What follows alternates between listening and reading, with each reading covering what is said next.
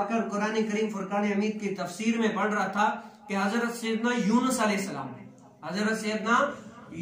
السلام نے جبریل علیہ السلام کو حکم دیا کہ اے جبریل مجھے روئے زمین پر جو سب سے زیادہ عبادت گزار بندہ ہے نا اس سے ملواؤ.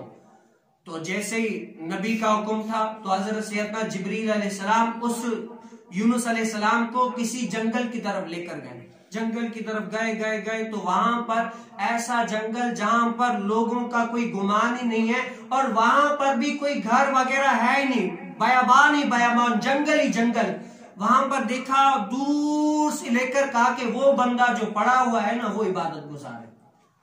اب وہ شخص ایسا تھا اس کے پاؤں اور ہاتھ جزام ایک بیماری ہے اس کی وجہ سے کٹ گئے تھے, ختم ہو گئے تھے. اور وہ حضرت سیدنا یونس علیہ السلام نے کہا کہ میں نے تمہیں عبادت گزار کا کہا ہے, تم تو مجھے کس کے پاس لے کر آئے ہو. تو حضرت جبریل علیہ السلام نے کہا کہ اے یونس علیہ السلام یہ جو پڑا ہوا شخص ہے نا یہ اللہ کا عبادت گزار ہے اور روئے زمین میں اس سے زیادہ کوئی عبادت گزار ہے ہی نہیں. کیا ہے؟ اور جب قریب گئے نا پتہ ہے کیا کہہ رہا تھا, اے مولا جب تک تو نے میرے ہاتھوں میں چاہا, کیا اے مولا جب تک تو نے چاہا میرے ہاتھ رہے, جب تک تو نے چاہا میرے پاؤں رہے, میں بھی تیرے اس رضا میں راضی تھا. آج تو نے چاہا کہ میرے پاؤں ہاتھ نہ ہو, اے مولا میں بھی تیرے اس رضا میں راضی ہوں. اب آپ تھوڑا 2 منٹ کے لیے تصور کریں, جنگل بیابان ہو, وہاں پر کوئی قریب نہ ہو, کھاتا کیسا ہوگا, وہ اپنی طبی حاجات کو کیسے پورا کرتا ہوگا, اور جنگل میں اتنے سارے وحشی جانور ہوں گے اس سے بچاؤ کیسا ہوگا. لیکن تقویٰ دیکھیں, خوف دیکھیں, کہا اے مولا جب تک تو نے چاہا میرے ہاتھ تھے, میں تیرے ان ہاتھوں میں راضی تھا, لیکن جب تو نے چاہا کہ میرے ہاتھ پاؤں نہ ہو, اے مولا میں تیری رضا میں راضی ہوں. پھر اللہ رب العالمین کی طرف سے حکم ہوا کہ اے جبریل اب اس بندے کے, اب جو نیچے پڑا ہوا ہے اس بندے کے کیا کرو, آنکھیں بھی لے لو.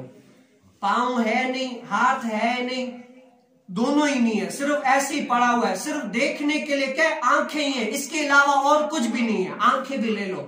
تو جبریل علیہ السلام نے آنکھیں بھی لے لی. آنکھیں جب لے لی نا پھر کہا کہ اے مولا جب تو نے چاہا میری آنکھیں ہو میں راضی تھا اس میں, جب تو نے چاہا کہ میری آنکھیں نہ ہو, اے مولا میں تیری اس رضا میں راضی ہوں.